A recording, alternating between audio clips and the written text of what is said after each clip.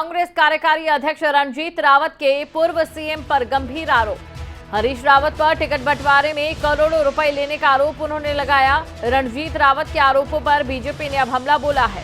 BJP प्रदेश प्रवक्ता रविंद्र जुगरान ने कार्रवाई की मांग की है। रणजीत रावत के आरोप बेहद गंभीर, ये उनकी ओर से कहा गया।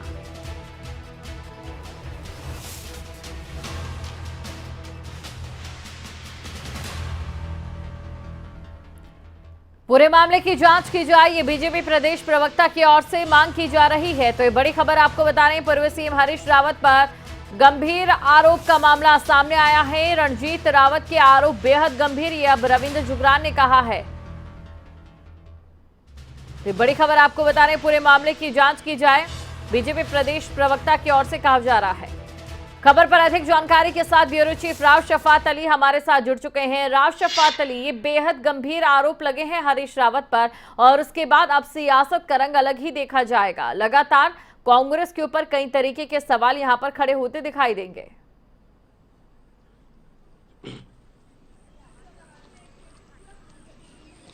हाँ दीपशिका, देखिए भाजपा अपने मुख्यमंत्री की तलाश कर रही है, लेकिन कांग्रेस के भीतर जो है आरोप प्रत्यारोप तलाशे जा रहे हैं।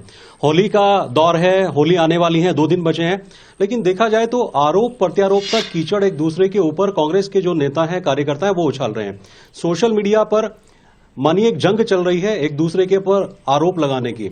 सीधे तौर पर कहा जा रहा है कि कांग्रेस के कार्यकर्ताओं ने ही अपनी अपनी सीटों पर अपने अपने प्रत्याशियों को, उम्मीदवारों को हराया है।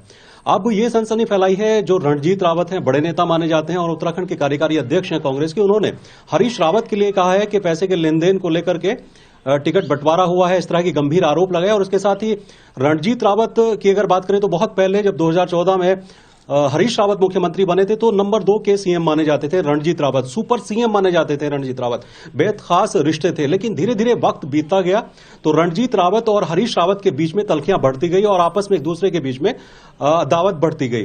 तो लेकिन अब हाल यह है कि रणजीत रावत सीधे तौर पर निशाना साध रहे हैं हरीश रावत के ऊपर कि चुनाव में हार की जिम्मेदारी जिस तरह से हुई है, कांग्रेस की हार हुई है, वो पूरे तरीके से पूर्व मुख्यमंत्री हरीश रावत की ही जिम्मेदारी है।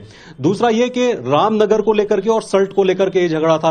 रामनगर से रणजीत रावत चुनाव लड़ना चाहते थे, लेकिन उससे पहले पूर्व मुख्यमंत्री हरीश रावत को वहां से टिकट दे दिया गया था। उसके बाद विरोध हुआ, रणजीत रावत ने कहा कि रामनगर से वही चुनाव लड़ना चाहते, तो हरीश रावत ने उनकी सीट को बदला। जब दोबारा लिस्ट जारी हुई तो उनको लाल कुआं से प्रत्याशी बना दिया गया और रणजीत रावत को रामनगर से प्रत्याशी ना बना करके सल्ट से प्रत्याशी बनाया गया। लेकिन रणजीत रावत अब हार गए, पूर्व मुख्यमंत्री हरीश रावत भी हार गए और बहुत सारे ऐसे नेता हैं, बड़े बड़े गद्दावर नेता हैं जो हार गए।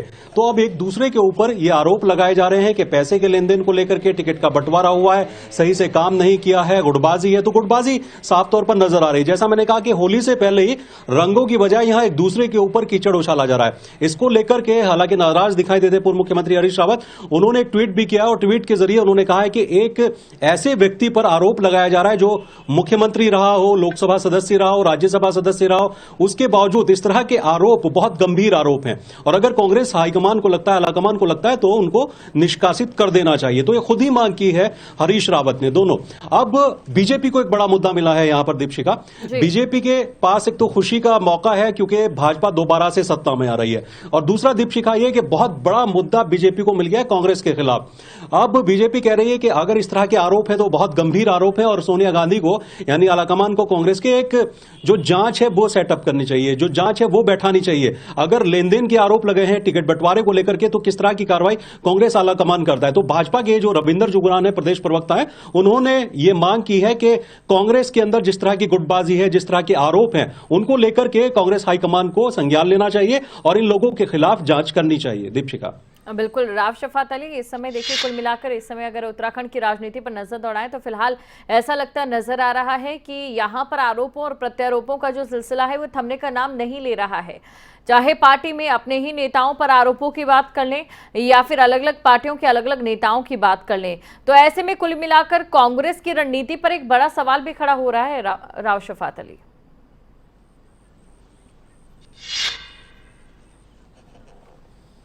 हाँ दीपशिका, देखिए आरोप तो बीजेपी के अंदर भी लगे थे। जब चुनाव चल रहे थे तो उस वक्त बहुत सारे प्रत्याशियों ने भाजपा के अपने ही नेताओं पर आरोप लगाए थे और प्रदेश अध्यक्ष तक पर आरोप लगे थे। लेकिन ये आरोप हाशिए पर इसलिए चले गए क्योंकि भाजपा एक बार फिर से सत्ता में आ रही है। अब आरोप बढ़े इसलिए रहे हैं कांग्रेस के भीतर। दूसरी तरफ कांग्रेस की बात करते हैं क्योंकि कांग्रेस हार चुकी है। 19 विधायक आए, पिछली बार 11 विधायक थे और बहुत बड़ी संख्या में इस बार विधायक जीतकर नहीं आए हैं। जो उम्मीद कांग्रेस को थी कि सत्ता में आने जा रही है, कांग्रेस इस तरह की हवा चल रही है, कांग्रेस को लग रहा था कि 99% वो सत्ता में आएंगे और इस तरह के दावे भी किए जा रहे थे, लेकिन ऐसा हुआ नहीं। हुआ इसलिए नहीं दीपशिका क्योंकि गुटबाजी बहुत है। प्रदेश अध्यक्ष गणेश गोदियाल को बना दिया गया चुनाव से पहले ही, 2 महीने पहले ही। उन्होंने काम किया, अच्छा काम किया, लेकिन जिस तरह से काम करना चाहिए था वो शायद नहीं कर पाए। बहुत सारी ऐसी नियुक्तियां थी पार्टी के अंदर जिनको वो नहीं हटा पाए, पुराने प्रदेश अध्यक्ष ने जिनको नियुक्त किया हुआ था। इस गुटबाजी का खामियाजा हुआ ये कि 2022 के चुनाव में कांग्रेस को भुगतना पड़ा। बहुत बड़ी संख्या में विधायक नहीं आए, सिर्फ 19 विधायक सदन तक पहुंचेंगे। थोड़ी सी कामयाबी मान सकते हैं, लेकिन ये कामयाबी कह सकते हैं कि गणेश गोदियाल के कामकाज को लेकर के, उनकी कार्यप्रणाली को लेकर के, उनके युवा चेहरे को लेकर के नजर आई। लेकिन अब क्योंकि प्रदेश अध्यक्ष पद से गणेश गोदियाल भी इस्तीफा दे चुके हैं, उधर पूर्व मुख्यमंत्री के ऊपर आरोप लग रहे हैं, उधर प्रीतम सिंह के गुट के ऊपर आरोप लग रहे हैं और बहुत बड़े नेता अब उत्तराखंड के अंदर, कांग्रेस के अंदर अगर गिना जाए तो उंगलियों पर नजर आते हैं। बहुत लंबी चौड़ी फहरिस्त नहीं है, लेकिन इन्हीं 3-4 नेताओं के बीच में बहुत ज्यादा गुटबाजी है। तो हो सकता है कि अभी ये जंग ना रुके। जिस तरह से सोशल मीडिया पर एक दूसरे के खिलाफ आरोप लगाए जा रहे हैं तो ये सिलसिला बढ़ता नजर आ रहा है। दीपशिका, से फिलहाल राव शफात अली यहाँ पर आरोपों का सिलसिला देखने को मिल रहा है। क्या कुछ आरोप किस तरीके से लगाए गए हैं यहाँ हरीश रावत पर, एक बार वो भी हम दर्शकों को सुना देते हैं। और हम यह चाहते हैं कि इस पूरे प्रकरण में कांग्रेस के प्रदेश प्रभारी सोनिया गांधी जी, राहुल गांधी जी, प्रियंका गांधी जी दूध का दूध पानी का करें, इंक्वायरी सेटअप करें, जांच करें और यह बताएं कि ये आरोप सत्य हैं या नहीं है। अगर कांग्रेस ऐसा नहीं करती है तो ये माना जाएगा कि रंजीत रावत जी के आरोप पूरी तरह से सत्य है और कांग्रेस जो है लीपापोती करके इतने गंभीर आरोप होने के बावजूद भी कुछ नहीं करना चाहती। इसलिए सोनिया गांधी जी, राहुल गांधी जी, प्रियंका गांधी जी, प्रदेश प्रभारी उत्तराखंड यादव जी को इस पूरे मैटर पर जांच करनी चाहिए। तो इसी खबर पर राव शफात अली हमारे साथ बने हुए हैं। राव शफात जी, इस बीच कुल मिलाकर बीजेपी के सामने लगता है कि कांग्रेस के खिलाफ एक के बाद एक हथियार लगते जा रहे हैं। सबसे पहले कांग्रेस की हार और दूसरा भी आरोप।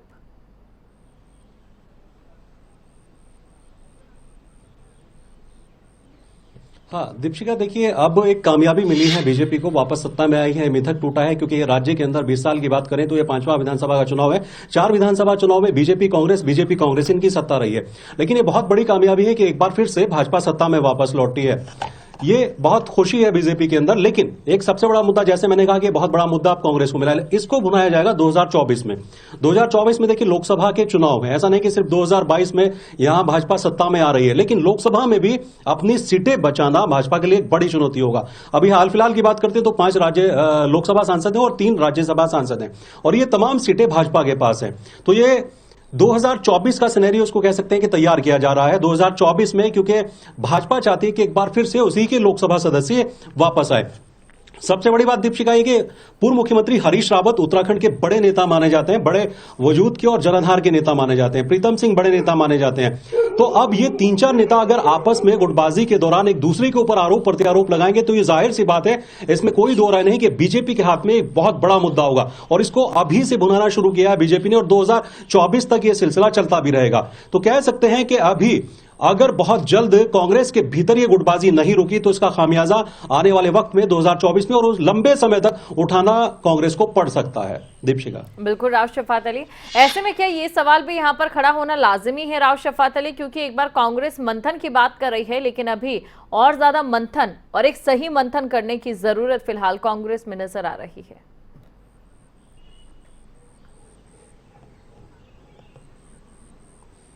हाँ दीपशिका, देखिए मंथन की बात जरूर कही जाती है। जब कोई पार्टी हार जाती है तो वो कहती है कि वो मंथन करेगी, संज्ञान लेगी, किस तरह के आरोप लगे, किस तरह से हार हुई और कौन सी ऐसी वजह रही। लेकिन यहां मंथन से ज्यादा दीपशिका सबसे खास बात यह है कि आरोप प्रत्यारोप एक दूसरे के ऊपर लग रहे हैं। एक दूसरे के ऊपर जिस तरह के आरोप प्रत्यारोप लग रहे हैं उससे लगता नहीं कि मंथन पार्टी के अंदर होने वाला है। जब चुनाव हारे कांग्रेस उत्तराखंड में तो सीडब्ल्यूसी की दिल्ली में उसके बाद बैठक थी। सोनिया गांधी से आलाकमान से मिलने के लिए तमाम बड़े नेता दिल्ली तलब किए गए। हरीश रावत भी उनमें शामिल थे, पूर्व मुख्यमंत्री हरीश रावत। तो उन्होंने पहले ये पोस्ट लिखी थी कि वो सोनिया गांधी से मिलने के लिए जा रहे हैं और किस तरह से उनके सामने नजरें मिलाएंगे, क्योंकि उन्होंने दावा किया था हरीश रावत ने कि उत्तराखंड में श्योर दैट कि यहां पर तो कांग्रेस सत्ता में जरूर लौट रही है। तो इसको लेकर के लेकिन कांग्रेस की हार के बाद पूर्व मुख्यमंत्री हरीश रावत क्योंकि बेहद जिम्मेदारी से अपने काम को संभाल रहे थे, चुनाव कैंपेनिंग कमेटी के यहां पर अध्यक्ष थे और उनको लग रहा था कि वापस कांग्रेस एक बार सत्ता में आ रही है, तो इसको लेकर के। लेकिन ये सारी की सारी चीजें अगर देखा जाए दूसरे पहलू से तो गुटबाजी का ये नुकसान हरीश रावत को भी उठाना पड़ा, कांग्रेस को भी उठाना पड़ा और लंबे समय तक ये नुकसान उठाना भी पड़ सकता है। दीपशिका बिल्कुल राव शफात अली, और जाहिर तौर पर फिलहाल इतना बड़ा नुकसान यहाँ कांग्रेस का एक ये भी हुआ है कि इस बार के चुनावों में कांग्रेस बुरी तरह से हारी है। आगे देखना ये होगा कि इस मंथन के जरिए आरोप प्रत्यारोपों के बीच कांग्रेस कैसे अपना एक अच्छा रास्ता निकालते। शुक्रिया राव शफात अली इस तमाम जानकारी को दर्शकों तक पहुंचाने के लिए।